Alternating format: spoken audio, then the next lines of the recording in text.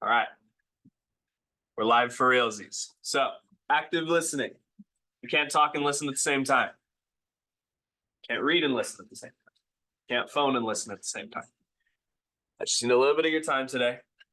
I know it's kind of a uncomfortable topic, but, well, it's not uncomfortable, but it'll make sense here in a second. Today, we're going to talk about how, by nature of communicating, there is a world that we exist in that has some features of it that aren't always the most savory. We'll break that down piece by piece here in a second. Let me pull up your thread so I can show you the links that I'm working with here. That is second periods. But I want to start today while I get things ready. As a reminder, remember, this is not personal. This is not a shortcoming of yours when you start to hear about some of the things I have to say today. It's not a shortcoming. It's the nature of the world that we live in.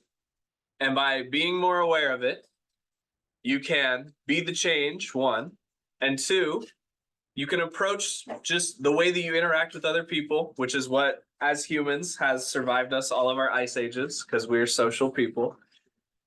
Understanding some of these aspects of the world will make you a more empathetic, a more understanding, a more patient, and a more just aware person in general, which is an important future-ready skill. Hi, good morning. Hi. Thank you. Let me see. Yes. Okay. So.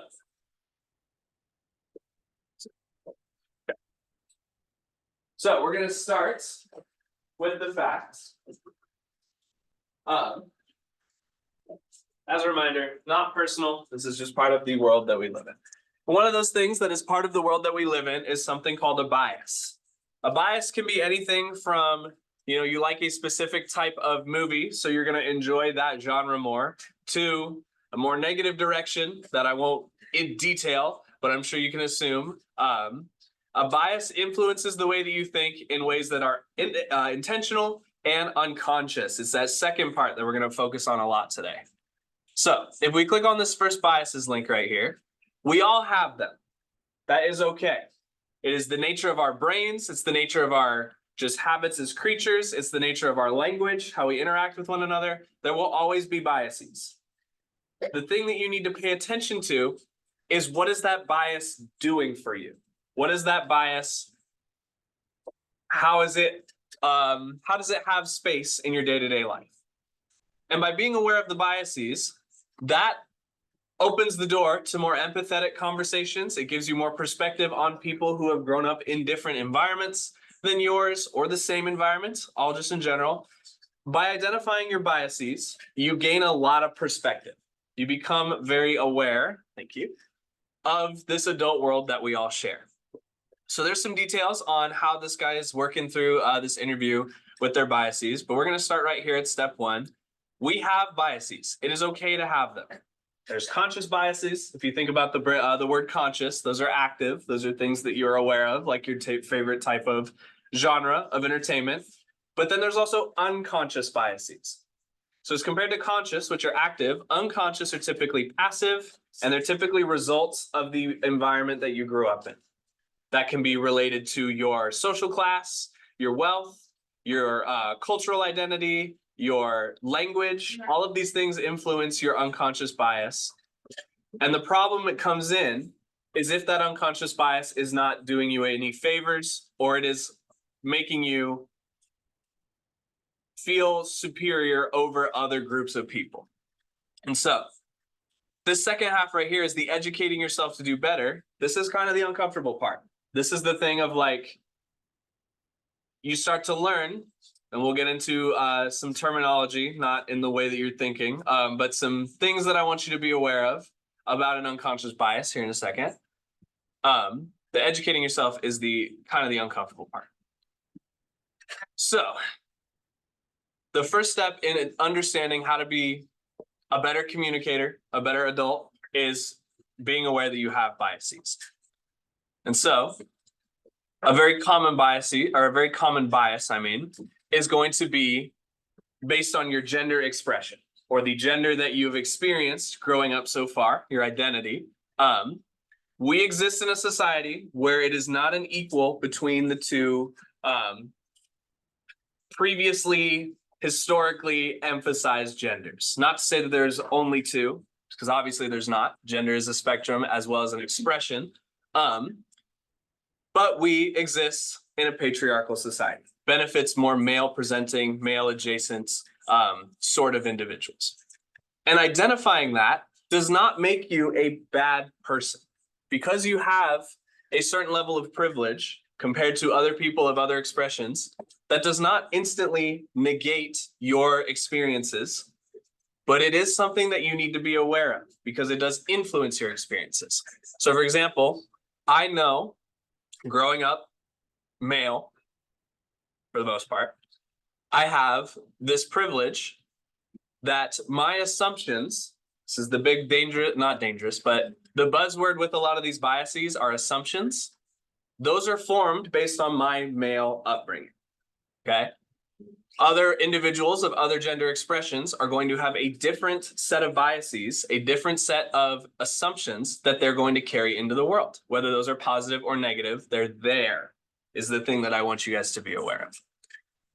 And so the reason I bring this up in this kind of context is that it's really easy to start getting defensive when people are or yourself are examining some of these biases and the benefits or the drawbacks that those biases and those environments have provided to you. I get the defensiveness, but it's just something that is a part of the world that you need to be aware of and you need to be sensitive to, is what I'm saying. So I'll move on from this. I think you guys get where I'm saying. There's lots of reading here on Wikipedia about male privilege. But the differences between the patriarchal gender identifications are a major thing that are going to influence that unconscious bias. Another way that your unconscious bias can be detrimental, because you can have an unconscious bias of I like electronic music, so I'm gonna enjoy synthesizers more than people who don't, right? That's still unconscious bias. The problem gets into where you start using that unconscious bias to justify why you or someone a part of your community or around you is better or superior or some other type of word to another community. So a lot of the isms come from an unconscious bias. We're going to focus on ableism, some racism, and then in the gender differences areas, there is sexism aspects. So ableism, if you've not heard this term before, is the idea that your ability, whether that's physical, mental, or otherwise, influences what you deserve or how you should exist in the world. And so I'm going to pull this up real quick because it's got more info on here. But the reason I want to bring this up is that there's a specific type of language called a microaggression. A microaggression is something that feeds into the unconscious bias and feeds from the unconscious bias and is dangerous because it's not always clear when these things are happening. So one that I've learned recently is the ones like turning a blind eye or falling on deaf ears. Both of those are statements that have ableistic problems to them. They have aspects about them that's not so savory, right? It's putting blind and deaf communities at the butt of an example in some type of negative way. And that's generally throughput what a microaggression is going to do. And what these is on these links here, and this is the more of the uncomfortable part, is there's some challenging language on some of these dated terms for sure. There are lists of microaggressions that could be avoided. There's obvious ones that I'm sure you're thinking in the ableism direction. And then there's less obvious ones that maybe you've not heard of before. Building on the idea that there's a society we exist in, that we participate in, that has a lot of history, right? Some good, some bad, but there's a lot of history there to be aware of. And that influences your unconscious bias as well. For example, you guys have heard the term rule of thumb before, right? Have you ever looked up the origin of that term? It's not super nice, which I've learned recently. It's from Shakespeare and it's about it's violence. So it's things we use in our day-to-day that we don't even realize can be traced back to something a little bit less savory. So this link, if we scroll down, I'm not gonna display them straight away. It's a couple different types of ableism, but these examples of ableist sentences right here are going to be the ones that determine that are getting into microaggression territory. These are putting people of these communities that are, if you're putting them in a negative light with your unconscious bias. Again, building on that uncomfortable part, it's okay to have these unconscious biases. It's not okay to perpetuate them and to continue for them to be used in a negative light. So there's some examples of ableist sentences here. You're welcome to read, so you're more aware. But just be forewarned, there's a little bit of some challenging words on there. And a more common microaggression, not necessarily more common, but is typically going to be racial microaggressions. This is something that's even on the level of high-ranking, like politicians will still use. It's people in large person-forward communities are still committing these types of acts, and it's important to call attention to them because you can know how to avoid them and call them out in the future.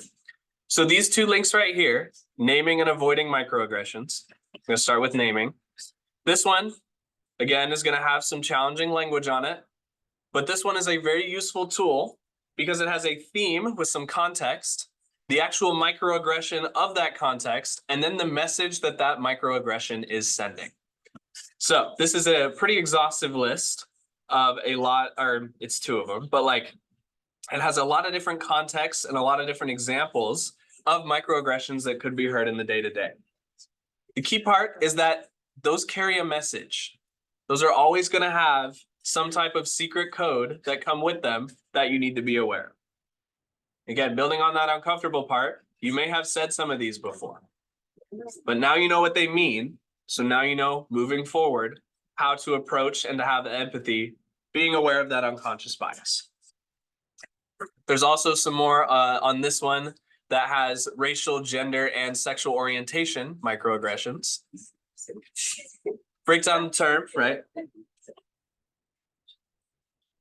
Micro is small, almost unnoticeable, and then the aggression is the dangerous part, the message part. These are things that you should just be aware of. Again, they're not shortcomings if you've been around these statements in the past, but you need to be aware now that you guys are approaching adulthood, the weight that they carry and how they happen. Is this making sense so far? Okay. Last thing I'm going to share before the rest of the time is yours. These are, you're welcome to read more on these if you're interested in more detail. My position is not exactly one where I want to be put in a position of pretending to know more than you. I don't.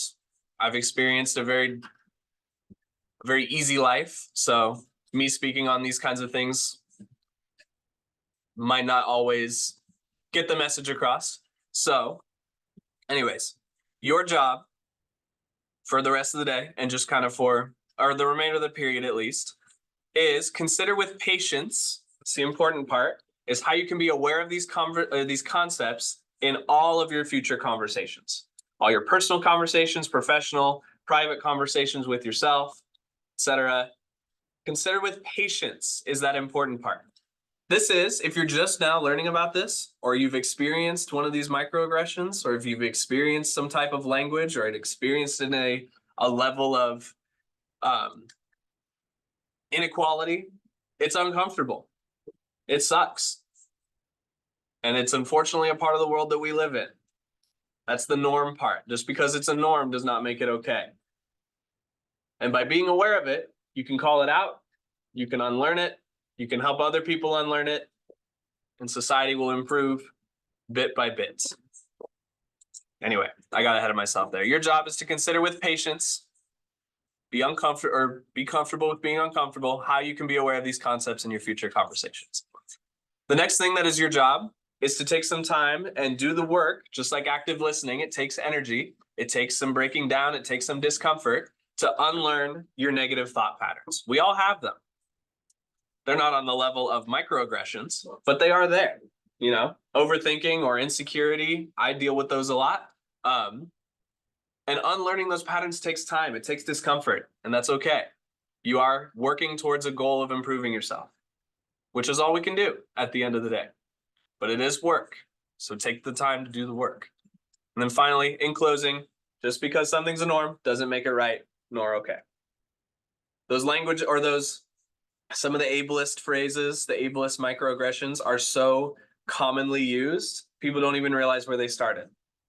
They hold no weight of the secret message that you carry every time you use one of those phrases. So just because it's a norm does not make it okay. That's all I have for you today. And this is why I had the disclaimers. Kind of be a heavy day, kind of an uncomfy day, but an important day because it's good to know that these things exist in the world and you can catch them out of your own mouth or your own brain or out of other people's. It's the only way that things improve is by calling people out. Make sense? Okay. If you have any thoughts you want to share with me, Canvas message me. We can meet after class. I'm happy to hear you out. Just in general, please let me know. I want to go about this the right way and I want you to actually gain something from it. So let me know if you have anything you want to share. Canvas messages are open, always confidential. The rest of this time is yours. Yeah, we'll just leave it at that.